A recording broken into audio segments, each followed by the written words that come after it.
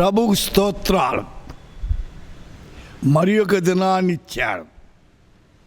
జాగ్రత్తగా దేవుని మాటలు వినండి. ఈ దిన వాగ్దాన వాక్యం 84వ కీర్తన 5వ వచనం.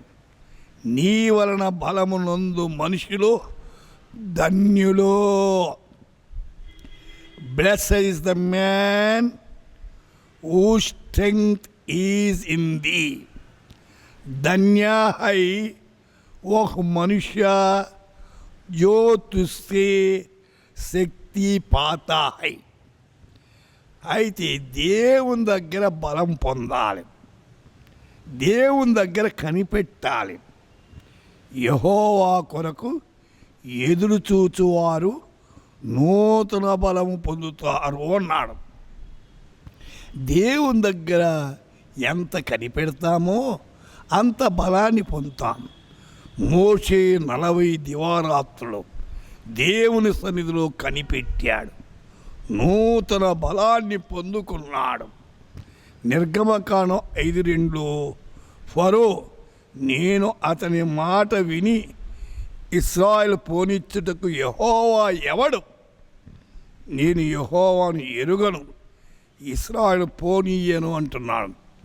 ఫరో గర్విష్టివాడు.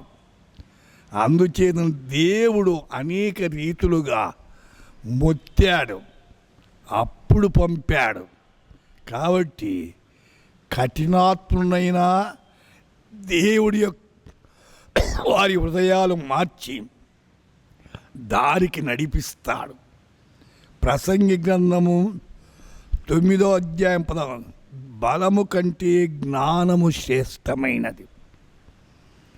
అయితే దైవిక జ్ఞానము కలిగి పాపాన్ని అంటకుండా పరిశుద్ధమైన జీవితంలో జీవిస్తూ ముందుకు సాగాలి. ప్రార్థన చేసుకుందాం.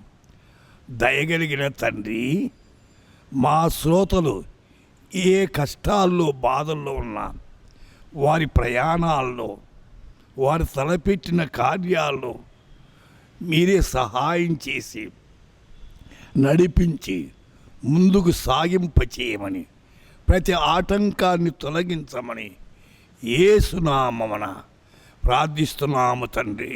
ఆమేన్.